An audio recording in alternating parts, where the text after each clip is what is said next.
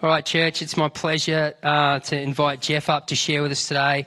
I've asked Geoff to come and share a message as we've been going through our spiritual gift series on leadership, because some of you may or may not know, and I'm sure Geoff will share a bit today, about how he has walked the leadership journey over many, many years in his life. And some of you probably don't know, but Geoff's a tremendous support to me. He encourages me. He reminds me often of the things that I need to do or have forgotten about.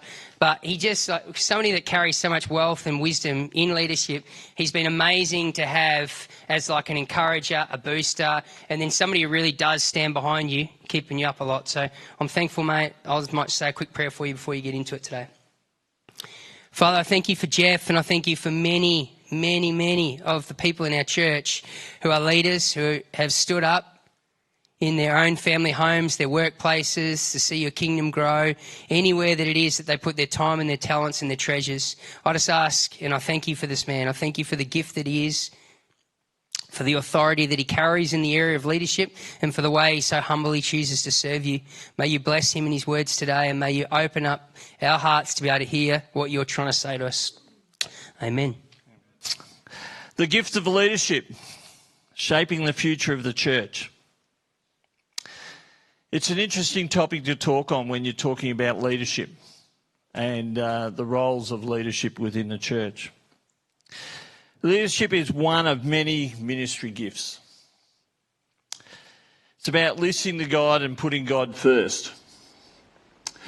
Leaders fall away when their eyes are taken from the Lord and they work under their own strength. The right leader listens to God, will continue to refocus direction, life and ministry because of what the Lord is calling them to do. They enhance the gifts of people around them and ministry will grow. Leadership is not about me or ourselves. It's about others. It's about building a team, because when we're winning, we're all winning. And leadership is a gift.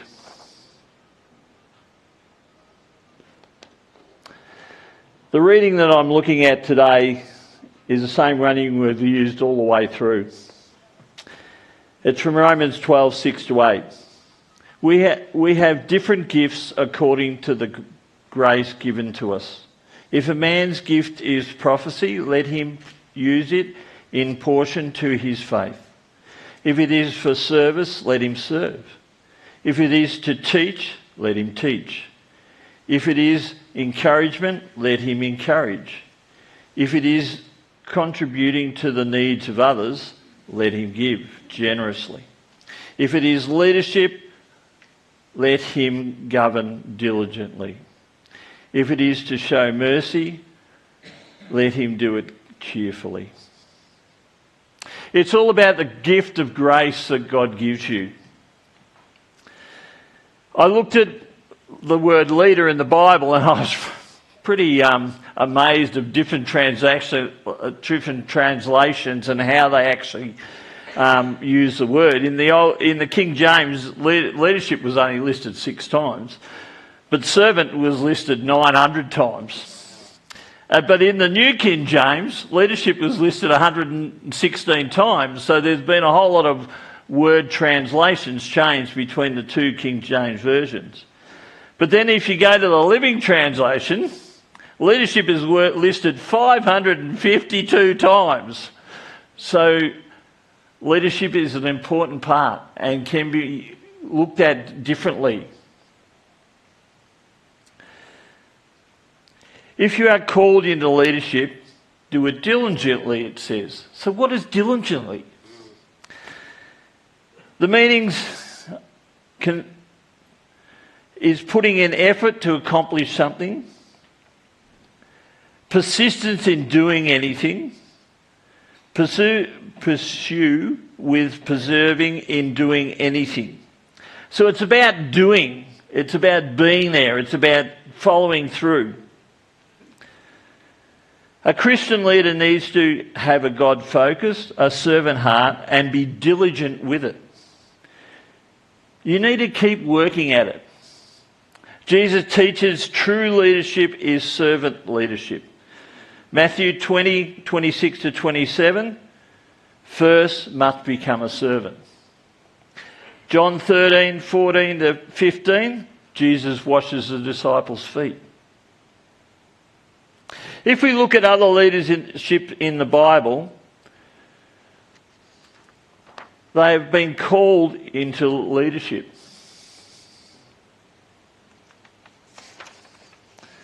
The list down here is pretty big. You've got Moses, called to lead people of Israel out of Egypt. 40 years of intercessing with God, leading people in the desert, and he didn't get to see the promised land. Joshua called to replace Moses. That would be a daunting task in itself. But he was told to be strong and courageous, to lead people of Israel into the promised land.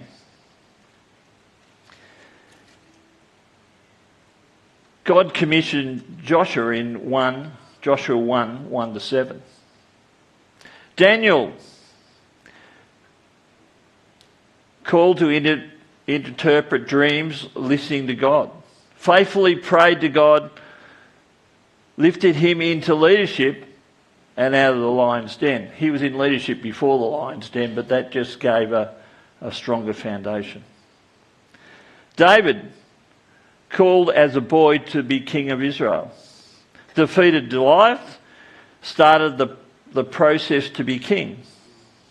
That's 1 Samuel 16, David was anointed as a shepherd boy to be king, way before anything took place.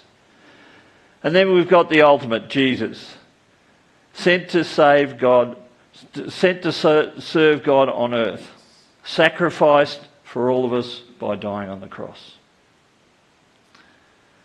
Then we've got Peter, called to be the foundation of the early church, building early church as instructed. Jesus told him to feed my sheep. And then you've got Paul, called to grow the church, encourage, instruct to the early churches. He was on the road to Damascus in Acts 9 verse 3 was when God called him. Each of these people were called into leadership with different gifts and abilities. Looking at all this, if you wrote a job description, it would look something like this.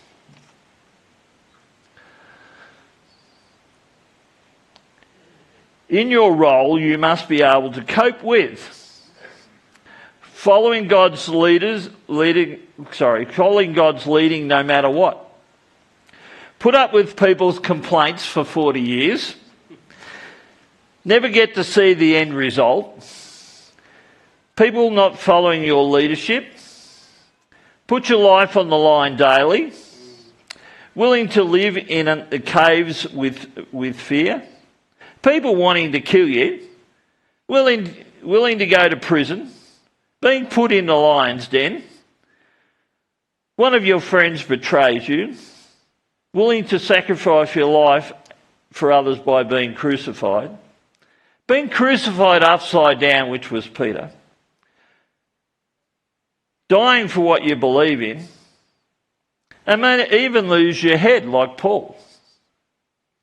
Let's sign up. Let's be leaders.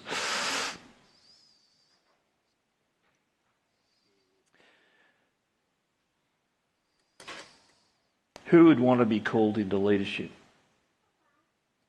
They would, because they believed and they wanted to serve God. Definition of leadership. The gifted leader is one who rules, presides over, or has the management of other people in the church. The word literally means guide and carries with it the idea of one who steers a ship. One with the gift of leadership rules with wisdom, grace, exhibits the fruit of the Spirit in his life as he leads by example. Okay, so one, we have to manage people. Baptist works in different ways. We work on a bit of a circle leadership within the Baptist church, where our pastor leads and guides us spiritually. We have to steer the ship, being a Christian leader. We have to have wisdom, grace, and just 4 short words that said the fruit of the Spirit, which is pretty massive. We have to lead by example. I'd like to say that everyone is to lead, and others are called to leadership. If you're a volunteer doing a job, do it well and you're leading. If you have people under your guidance, give them direction and you're a leader. If you have leaders under your guidance, you're building a team. You're a head leader. If you're on a board or a committee, then you guided your CEO or leader, you're a leader. Let's look at what a leadership might be today. It can be a circle, like I talked about Baptists. It can be a pyramid where the leader's up the top. It can be an upside-down pyramid where your leader's at the bottom. Really doesn't matter. The responsibility is the same. If we look at a volunteer, here we go. Volunteer, juggling. Kendra wanted me to juggle balls. I actually got some while we were away and I tried and it didn't work. So I gave up juggling balls. But it doesn't matter who you are. If you're a volunteer, you're juggling some balls. And you might be juggling a ball that says, I've got to do my job well. Juggling another ball that says, I've got to be on time for work. I've got to work hard and I've got to do a little bit extra. Juggling another ball saying, well, what equipment do I need to do my job? And you could be juggling another ball and asking questions with your leader of what I need to do my job. Now those roles, if you look at our church, could be setting up communion, making coffee, helping in the Sunday school, doing communion prep, doing serving at communion, can be reading the Bible, can be any of those. If you're a volunteer worker and you lead. Then you've got the leader. Okay? So the leader's juggling a few extra balls. They've got 6 people around them wanting things from them. They're trying to do their role. If we put this in concept, and I talked to Michael about this, so I'm not dobbing him in. So if Michael Brew's our leader, beside him we've got someone doing youth work, we've got someone doing children's church, we've got someone doing the new kids club, we've got someone helping with playgroup, we've got someone helping with families, and we've got people working on the coffee machines. So all those people are around Michael, and they're juggling balls, and then Michael's juggling all their balls, and then he's juggling his own role. And then you step up to the senior pastor, and he's juggling a lot more balls.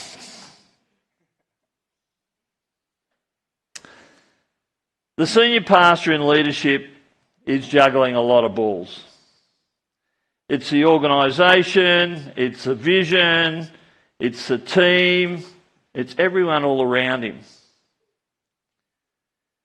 If you look at Steve as our senior pastor, he's got a missional leader, he's got an associate pastor, he's got a board and a leadership board, he's got people in the office, he's got actually ministry and worship, he's got an engagement pastor, and then just to top it off, he's got to preach and he's got to lead the vision. There's a lot happening. So there's a lot more balls juggling as you get up a tree in leadership. The toughest part for the head leader is everyone wants something. God told me to tell you this. I've got a story. I wrote a letter. It was a beautiful letter. It was to the BUV. It was my first ever time I wanted to develop camping, and I wrote this letter to the BUV. Very well said, God's calling me to develop camping. I want $1 million. And I need help to get that. And so I wrote this lovely letter. And I got a phone call.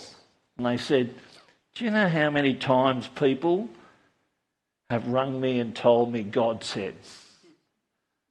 And for the realisation, I realised that there's other things happening outside of me. You know, God's talking to so many people. They only had a pool, nowhere near $1 million. They probably had 100,000 if they were lucky to give to ministry. But God told them, you know, and that was a revelation to me, that we need to listen to each other. But other than that, people come to the head pastor with new ideas.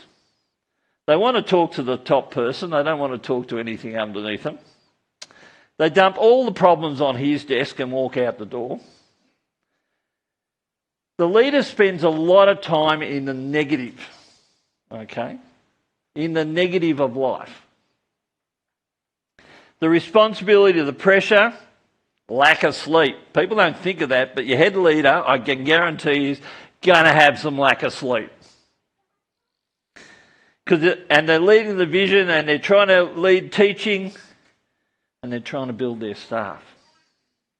It never stops. And even when you get something off your desk, you go, oh, now I'll take a breath. Someone walks in with something else and dumps it on your desk, and you start again. It's tough at the top.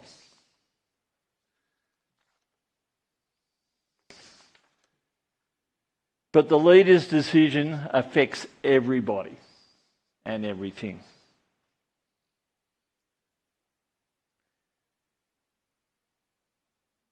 You might have a different opinion. You might have, some decisions might go the way you think they should go. Some decisions might go against what you think they should be. I remember having a big decision at camp. I went to the board. The board in their graciousness told me to go this way, and then just said, it's up to you. So I went back to my staff and I said, the board said to go this way. They gave me 4 different ways to go, and each one of those ways concerned them. Okay, I'll take that on board. I then looked at our vision, and none of it seemed to match where we should be going. So then I had to bring it all together, juggle it all up, pray about it, and made a decision. Well, there were some people happy, and there were some people not happy. But the way I always did it was I listened. I went out and talked to experts or people in my field.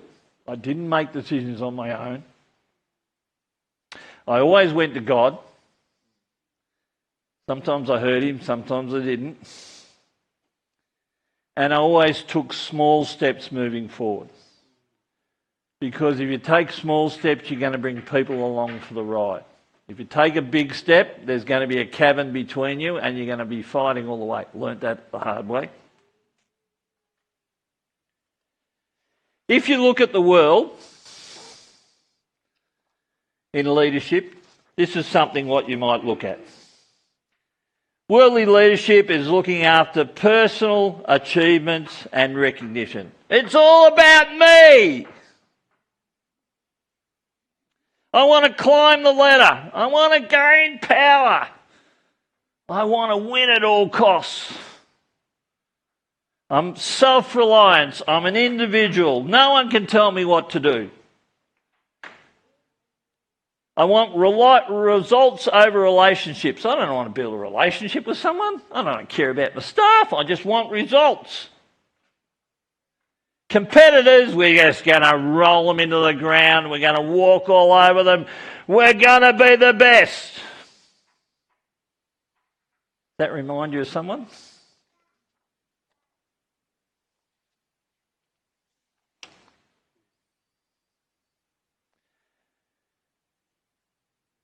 Spiritual leaders are not elected, appointed, or created by synods or church assemblies. God alone makes them. Say that again. God alone makes leaders. I'd like to share now my journey as a leader.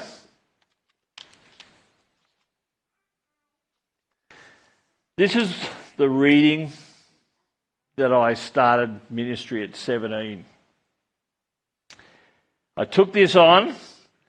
Then he said to them all, "Whoever wants to be my disciple must deny themselves, take up their cross daily and follow me." At 17, I was at a camp at Burnside,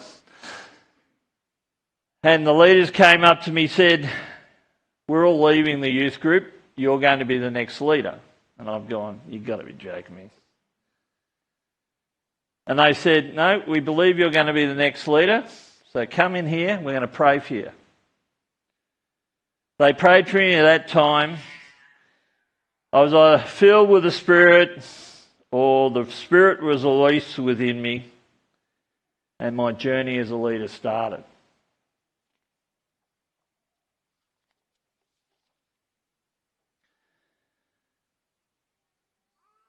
My journey started as a single. That's my family. A young family, they're a lot older than that now.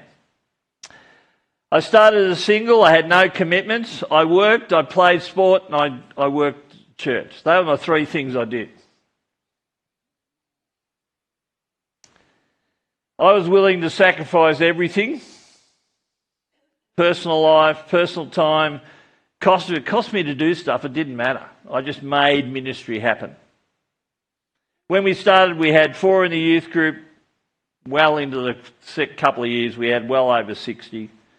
I remember doing a bus trip to, I think it was Amy Grant concert, and we had 3 buses full, so we had about 150 kids from all over Geelong piled in these 3 buses, and we went up.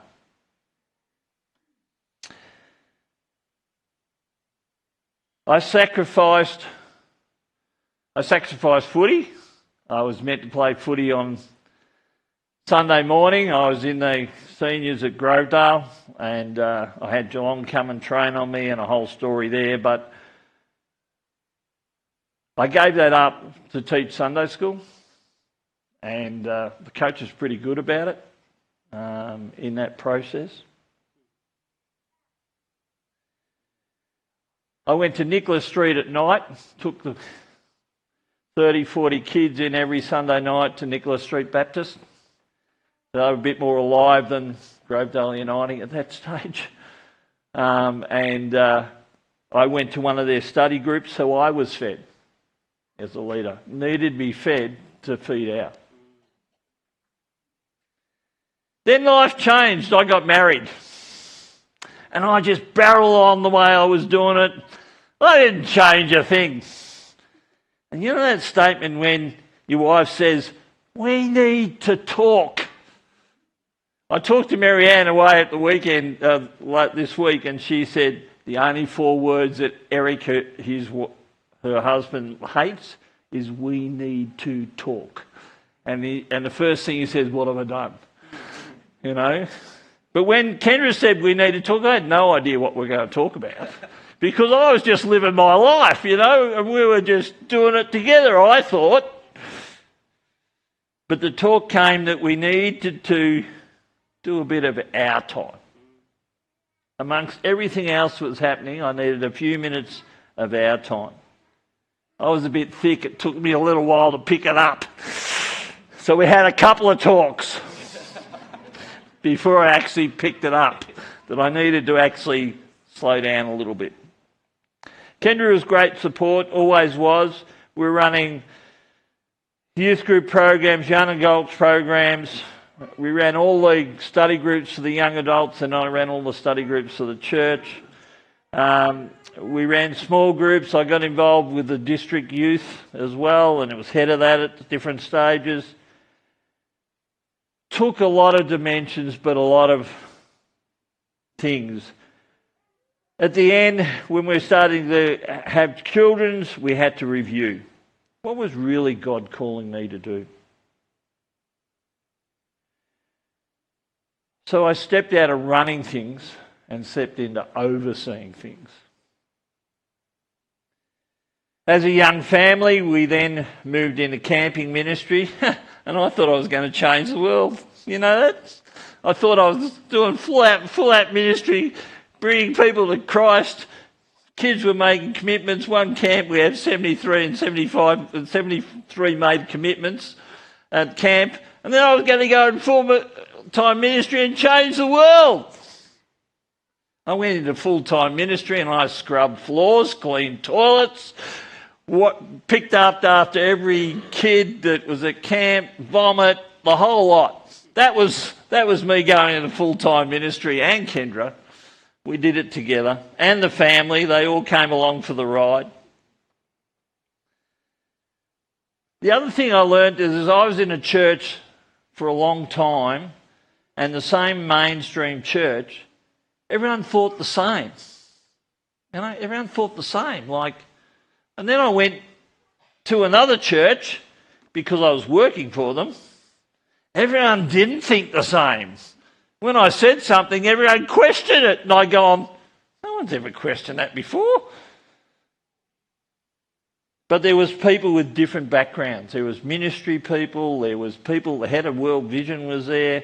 We had missionaries there. So everyone had different backgrounds and different experiences other than the mainstream which I was brought up on. So it made me think about leadership outside what I thought.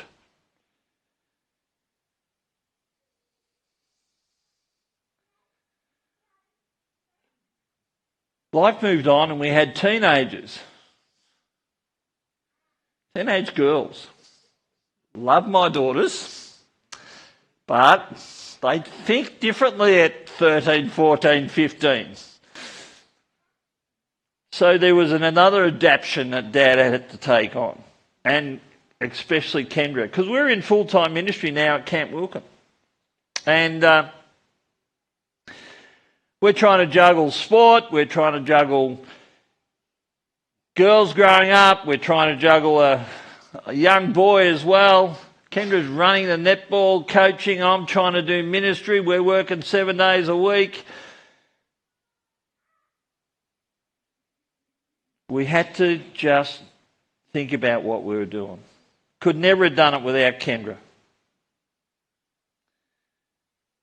Had to bring staff along.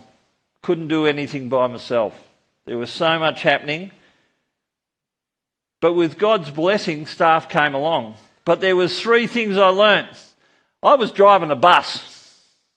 Driving a bus, just powering along, had the vision in the middle, driving the bus along. Had the door open at the back. People would get in the front and get out the back. And I read one leadership thing that said, oh, that's all right. Then I read another leadership thing said that that's not good. So I shut the back door. And I kept them in there.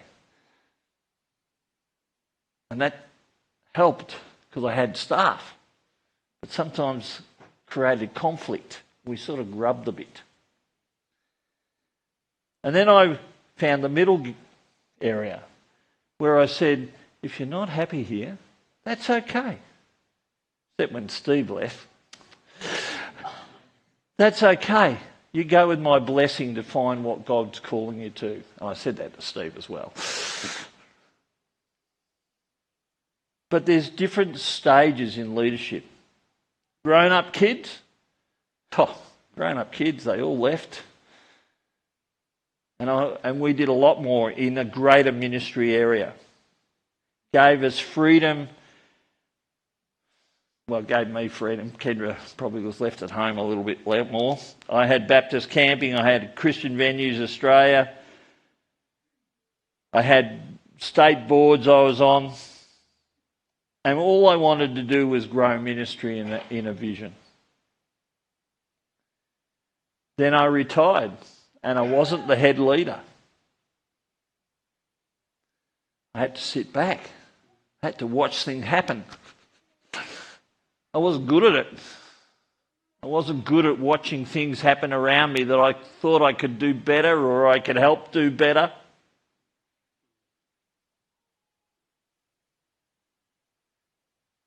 But I'm really happy to be a support leader.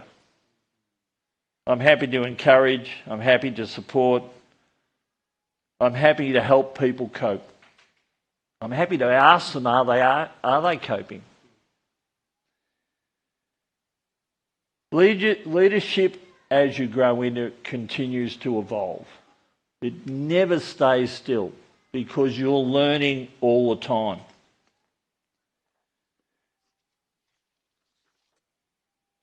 When I finished leadership, this is the reading that I had.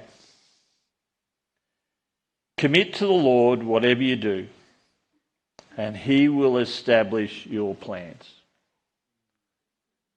So not the do-it-all sacrifice. Just commit it to God. And let Him work. Let Him lead you. And let Him guide you. I looked at my abilities and wondered how I came to be where we were. It was only through God and Him putting the right people beside me that we did so well for Him.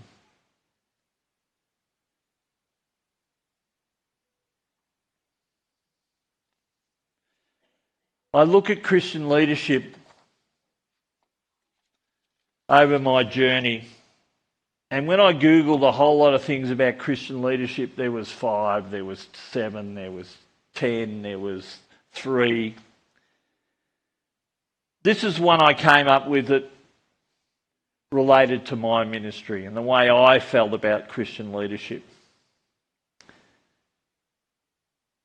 It's from Erin Harrigan. And it talks about the first thing in my life was God was first. No question about that. He came first.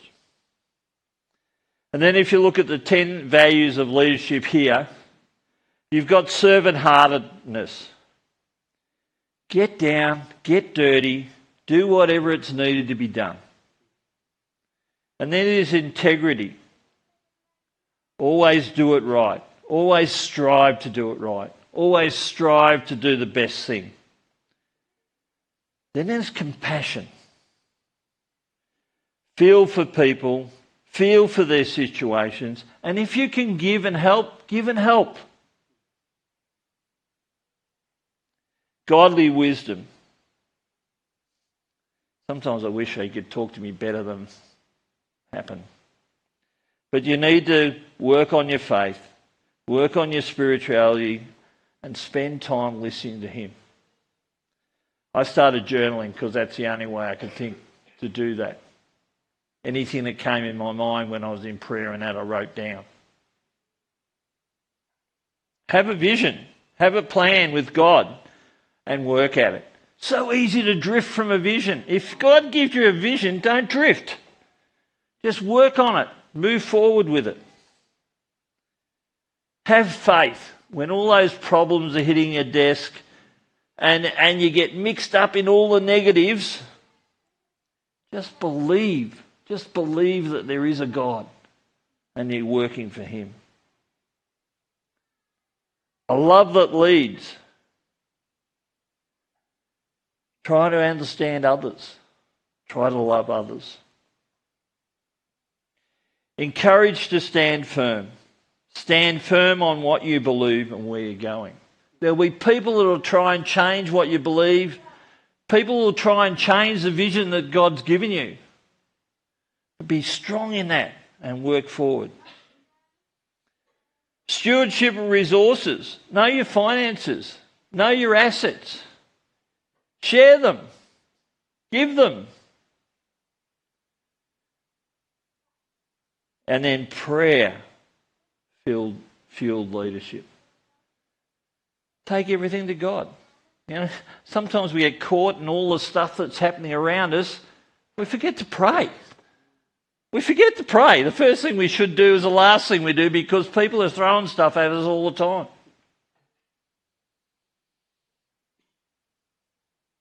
You know, there's some of these that I did well. Some of them I didn't do too well. And the pressures, demands, policies, procedures, operational structures, it's all part of Christian leadership. All has to be done. Sometimes in the tough times, I wish I was more generous.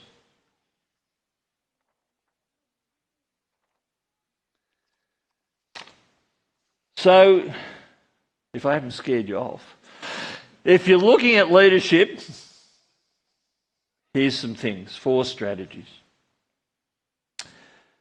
1, deepen your relationship with God. Doesn't matter who you are. You can be 14, 15 and you want to be a leader. It's okay. Just read the word, pray, study, and I would suggest you journal. Because journal just helps you put things on paper. You can always look back at it and see what's happened. Foster servant leadership qualities. Help where needed. Do what people do not want to do. It's a silly statement, isn't it? But there's a lot of people that won't do things. Pick up stuff. I was always taught when I walked around the camp, if there was a bit of rubbish on the ground, don't matter who you are, pick it up and put it in a bin. It's an easy thing. Save someone else doing it. Find a chair in the church foyer that shouldn't be there, it belongs in here. Pick it up and bring it in. Save someone else doing it. Encourage and walk beside your staff and leaders. Develop others.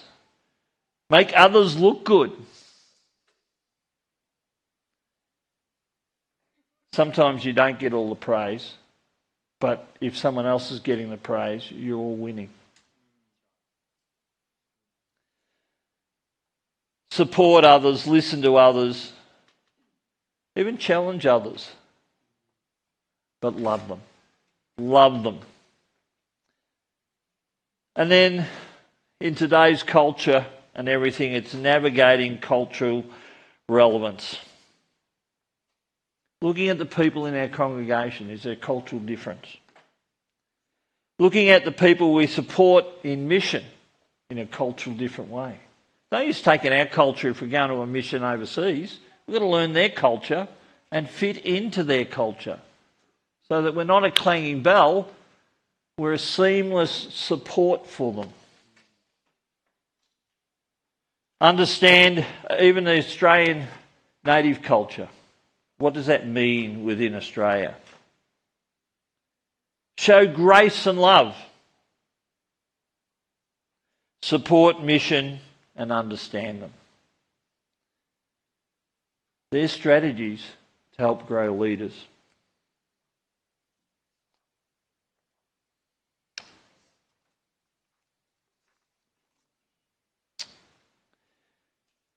Everyone's a leader, but only some are called to leadership. Doing your best is where others see you leading. Ask God and pray that His Spirit leads you. If you feel leadership is where God is leading you, then pray to Him to fill you with His Spirit. If you're struggling to do that, talk to someone. Talk to a friend. Talk to a leader. See whether they can clarify your leadership. If you see someone in the congregation that you feel would be a good leader, sit down and pray with them. I wouldn't be in leadership except someone came and told me I needed to be a leader.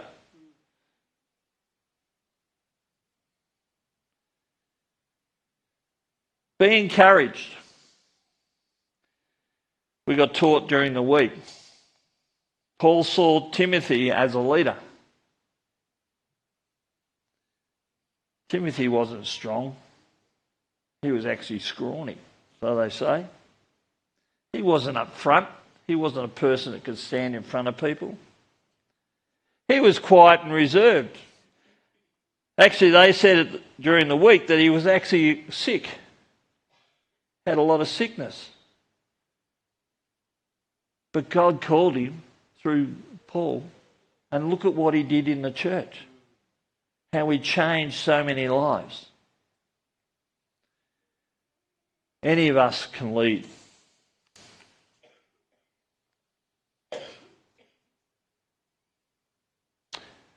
We're going to have a song in a minute. I want you to reflect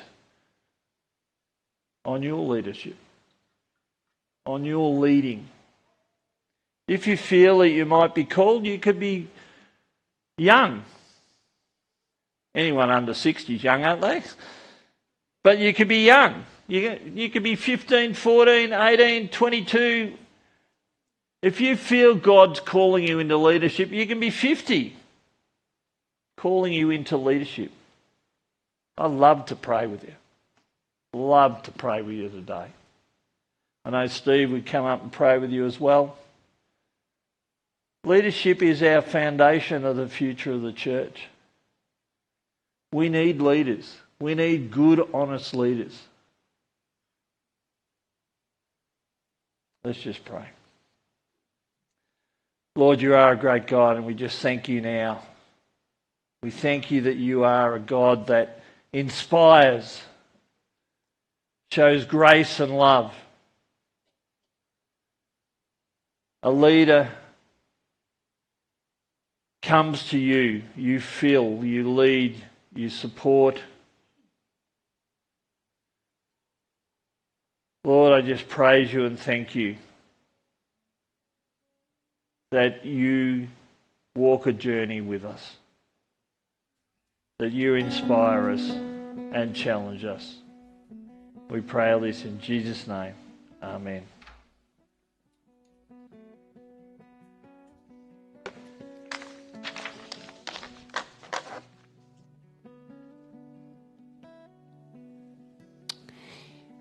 I'll just invite you to stand. We are just going to sing. But I am a leader and I do drop balls a lot. One of them was the offering that I forgot to do before. And I know Mel's not watching online. She would have texted me and said, hey, you forgot the offering. But anyway, so if Jim and Rog, if you guys could just pass the offering around as we stand and sing. But it's a great time for us just to pause, just to personally reflect as well on just, is God calling us into more than what we have thought? Where's he calling us to lead? It may be in the church, maybe in your home. It's a great place to start. Lead your own relationship with the Lord.